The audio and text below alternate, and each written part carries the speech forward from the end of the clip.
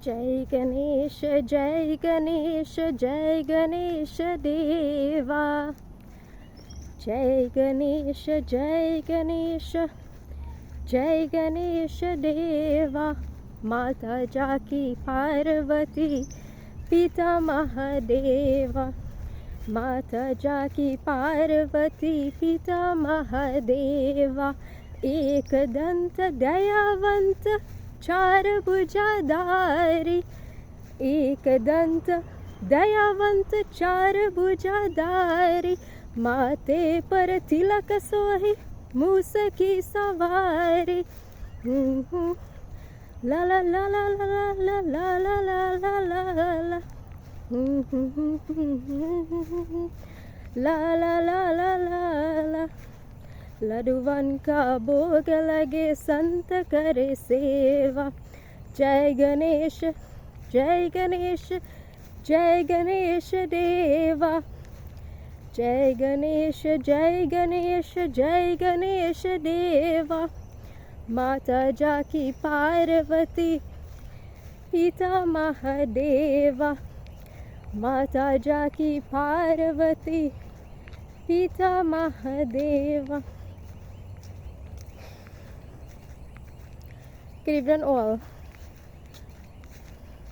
I don't really have to come here and sing for you all.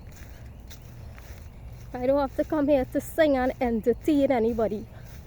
Right? But if it's entertainment you all want, it's entertainment you all will get.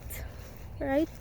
If it is entertainment you all want, it is entertainment you all will get until you all are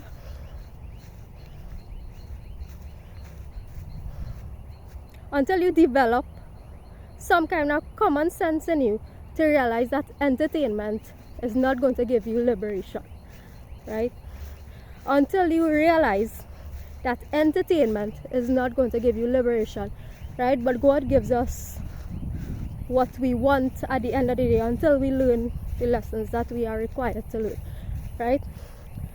So if you all want to come here and watch my videos and hear me sing, so be it, I will sing. So the other day was Ganesh Utsav celebrations, right?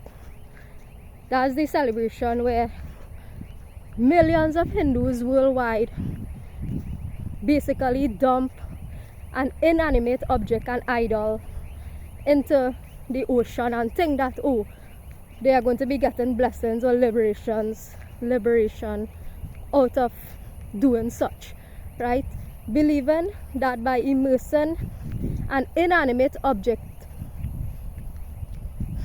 into the seas and rivers, that somehow this is going to give them liberation. Listen, people, this is why this topic is entitled The Undivided Self and the Path to Freedom, right?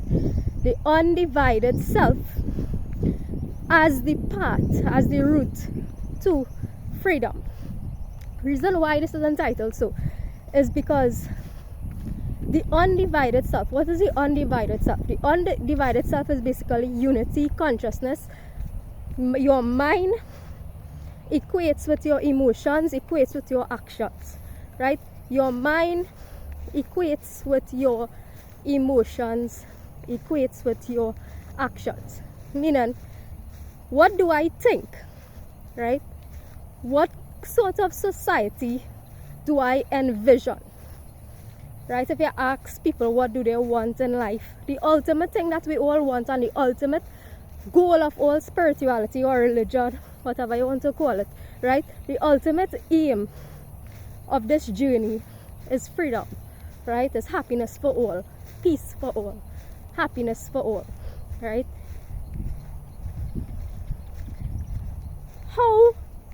What are we actually doing to align our actions with that which we say we want, right?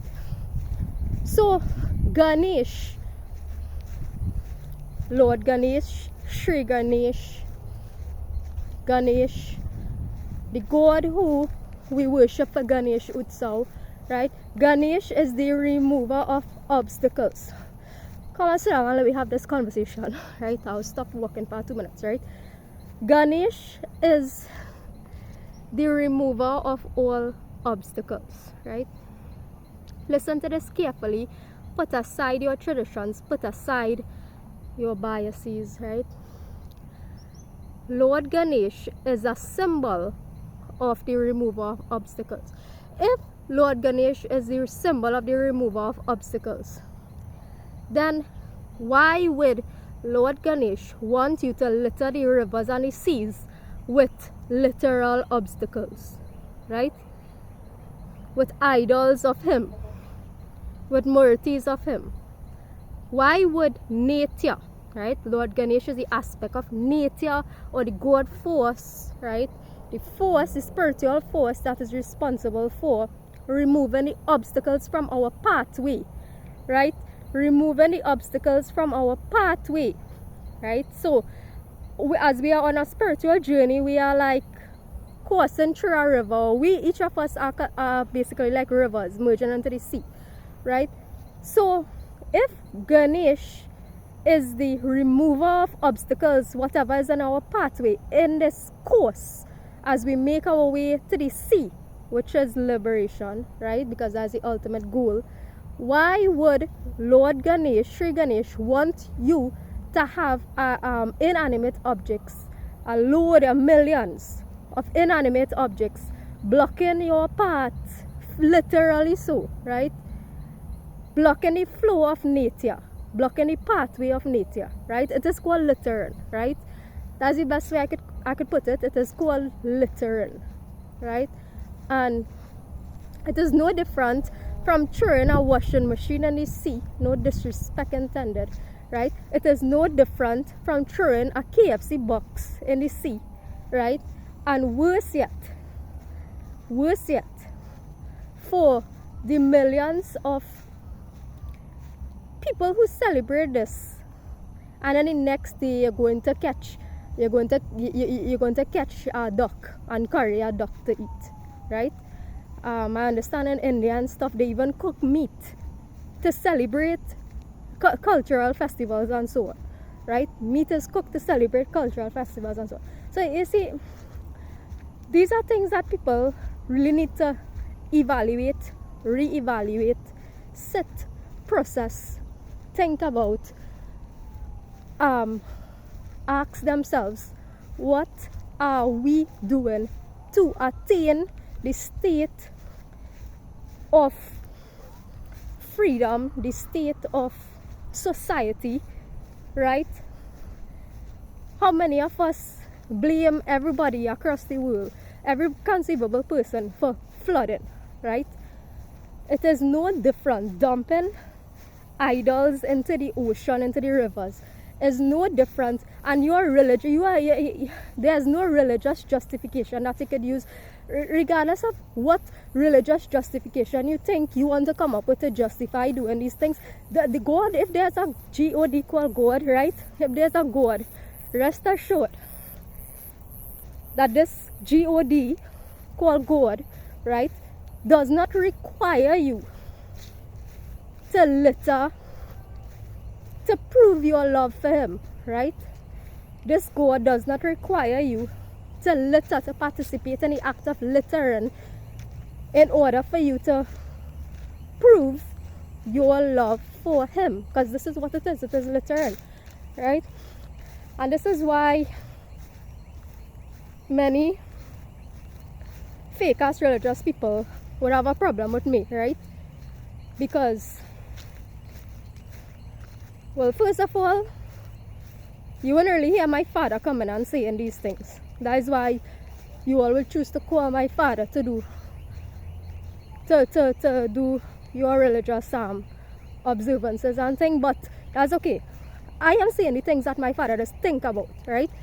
I am here to speak the things that my father think about, but he cannot say because he will be expelled fired from society. But I don't care, right? I was already fired from society, so whatever, right? But I am here to just tell people the truth as it is, based on logic, based on common sense reasoning. And secondly, right, I just been watching some videos, right, If you see at milk, boy, there's be flowing down from these statues, from these deities, these idols. If you see milk, and people might be like, oh, well, if they're doing that personally, you know, they're not harming nobody. Yes, they're harming people by this. You know why? And I'll explain why. Right? In India itself, right? In India, in the country India, where Hinduism was set, Sanatana Dharma was set to originate, right? In India itself, why is there so much poor people, hand outstretched, millions of people living in abject poverty, right?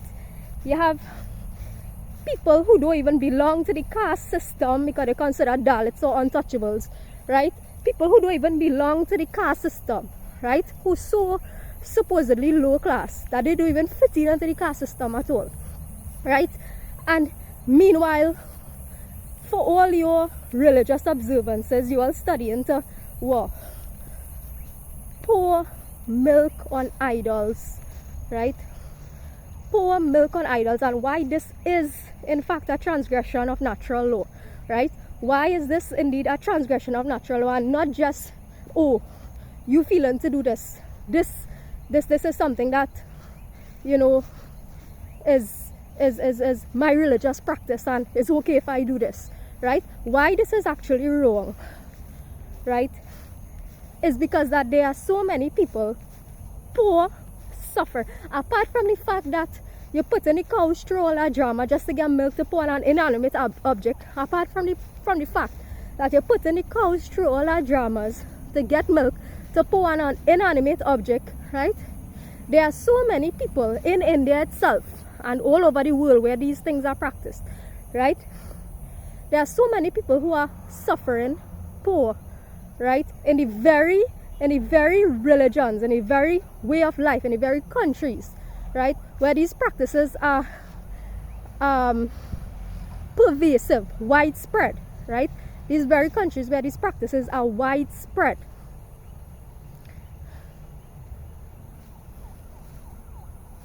People are poor, suffering, hungry. But you see, and I just be watching videos of people just non-stop. Big Shiva Lingams, big statues, big Ganesh Murtis, and the milk just won't stop pouring, right? Milk and honey and fruits and whatever it is that you all offer to inanimate objects, when living, hungry people existing in front of your very eyes, right?